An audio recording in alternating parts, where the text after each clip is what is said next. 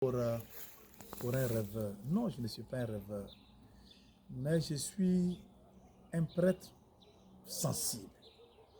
Je suis un prêtre qui est constamment touché par la misère de mes proches et de mes semblables. Voyez, pendant que j'étais en train de méditer sur cet appel que je ressentais au fur et à mesure de la part du Seigneur pour m'occuper de tous ces enfants et ces jeunes qui sont en souffrance, j'ai eu 3 cas de décès brusques autour de moi. Mais c'est incroyable. Des personnes qui vont manger, qui viennent s'asseoir, ils meurent. Des personnes qui sont au lit et qui meurent. Laissant 3 enfants, 5 enfants, 7 enfants. Et aujourd'hui, à l'heure où je vous parle, j'ai au moins une trentaine d'enfants, pour ne pas dire 50 enfants qu'on veut me confier. C'est extraordinaire. De toute la Côte d'Ivoire, c'est comme si il y a quelque chose qui se passait maintenant. Là, on m'appelait encore avant-hier, il y a une dame qui a perdu son époux, laissant 7 enfants. Là, je viens du centre de la Côte d'Ivoire. Il y a un enfant qui a eu près de combien de points et qui vient de perdre son papa. Et les cas sont multiples. Et tous ces enfants seraient obligés, vont être obligés d'arrêter les cours parce qu'ils n'ont plus de moyens.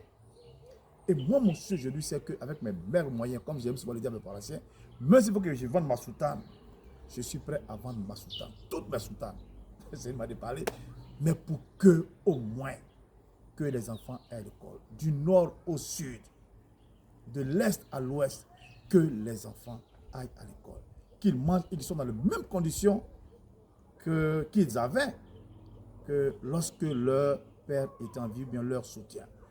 C'est un appel de cœur que je lance encore à tous ceux qui suivent cet élément. Mes frères, mes soeurs, je m'excuse, mais il y a beaucoup de gaspillage en Côte d'Ivoire. Et on fait beaucoup de folie en Côte d'Ivoire. Je pense qu'il faut pouvoir équilibrer les choses. Très souvent, je vais chez des amis où je prends un peu de champagne parce que ce sont des personnes qui sont capables d'aider et qui aident. Par contre, il y a des personnes qui vont boire du champagne, qui vont voyager en première classe et qui ont les mains qui sont fermées et qui ont le cœur qui est fermé. Ce n'est pas juste. Nous pouvons partager.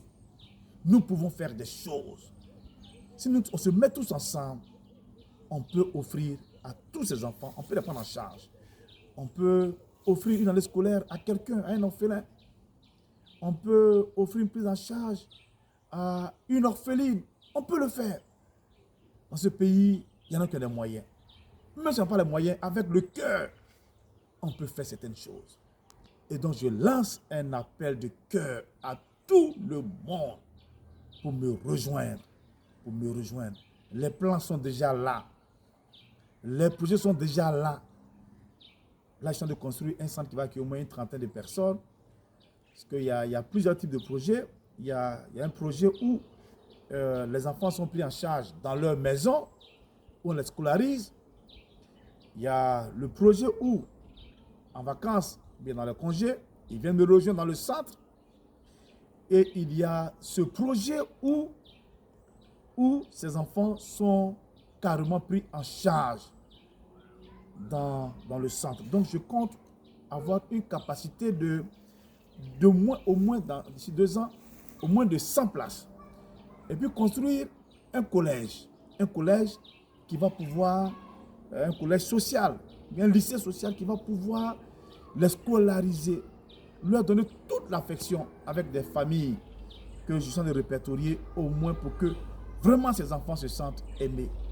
Et toute ma vie de prêtre, toute ma carrière, je vais la consacrer au bonheur de ces enfants. Et je pense que cela va faire titre de génération en génération. Moi, je ne suis peut-être un des mêmes pionniers. Bon, il y en a qui me disent qu'ils le font, tout, mais on ne le sait pas parce que quand je vois tout ce monde qui m'appelle aujourd'hui est des personnes assez sérieuses, je comprends qu'il y a quelque chose à faire, qu'il y avait quelque chose à faire. Ma joie déjà, c'est de voir quelques enfants qui sont à mes côtés, que j'ai adoptés, qui sont comme mes enfants parce que moi j'ai fait la promesse. Ça, je dis, j'ai fait la promesse de ne pas faire d'enfants. Je me souviens encore bien, mes tantes, mes grands-mères me disaient, fais des enfants, il faut faire des enfants, il faut te cacher des prêtres qui font. J'ai dit, moi je ne fais pas d'enfants, je ne veux pas en faire. Mais je vais adopter les enfants des autres. Et quand je vois les enfants des autres, c'est ma joie, c'est mon bonheur. Rendre ces orphelins heureux. Rendre ces orphelines heureuses, c'est mon bonheur, c'est ma joie. Rendre une veuve, redonner du sourire à une veuve, c'est ma joie et c'est mon bonheur. Vraiment, je voudrais que vous me rejoigniez dans ce combat. Je vous en supplie, mes frères, mes soeurs. Bien souvent, je suis sur des plateformes, je lance des appels, personne ne réagit. Mais mes amis, moi je dis toujours que, entre guillemets, ça n'arrive pas qu'aux autres. Ça n'arrive pas qu'aux autres parce qu'aujourd'hui, on est là, on compte sur un frère, on compte sur une soeur. Mais moi, je peux donner des exemples. Quand tu disparais, c'est terminé, c'est terminé. Donc demain, c'est que tu soutiens aujourd'hui là, ça peut toucher tes enfants. Et je peux encore donner des exemples. Je peux vous donner des exemples. Donc, je lance un appel de cœur à vous tous qui avez un cœur. Regardez autour de vous. C'est une réalité. C'est une réalité que nous vivons. Bien souvent, on ferme les yeux. J'aime souvent le dire. C'est ce qui me touchait un peu sur la paroisse, à Mossou, bien sur la paroisse où je passe. Tu vois, les gens, ils chantent, ils sont contents, tout. Mais les gens sortent, ils ne mangent pas. On sort de l'église, ils ne mangent pas. Ou bien, on sort de l'église, l'enfant ne s'est pas reparti parce qu'il n'aura pas à manger. Mais c'est fou, c'est inimaginable. Mais c'est la réalité. Je voudrais que d'ici un an, que plus jamais cela ne puisse arriver. Dès que vous aurez un cas, vous le référez à moi. Voilà, tout simplement. C'est un rêve. Je ne suis pas... Non, c'est un rêve. Et je voudrais rêver avec vous. Je dis toujours, vous qui avez un cœur. Parce que malheureusement, c'est pour cela que le Seigneur disait dans sa parole, apprenez à faire le bien. Il y en a qui n'ont pas appris à faire le bien, malheureusement. Mais il faut apprendre à faire le bien. Il faut être sensible à l'œuvre de charité. Et moi, je dis encore une fois de plus, doutez de tout le monde, mais vraiment, ne doutez pas de moi. Je ne ferai pas de folie, mais je vais me consacrer à ces enfants. Tout ce qu'il y a, tout ce que je dois faire pour leur bonheur, je le ferai avec ce que vous me donnerez. Je vous dis merci. Je vous dis merci d'avance. Dieu vous bénisse. Dieu vous bénisse. Que Dieu touche votre cœur. Que Dieu vous garde.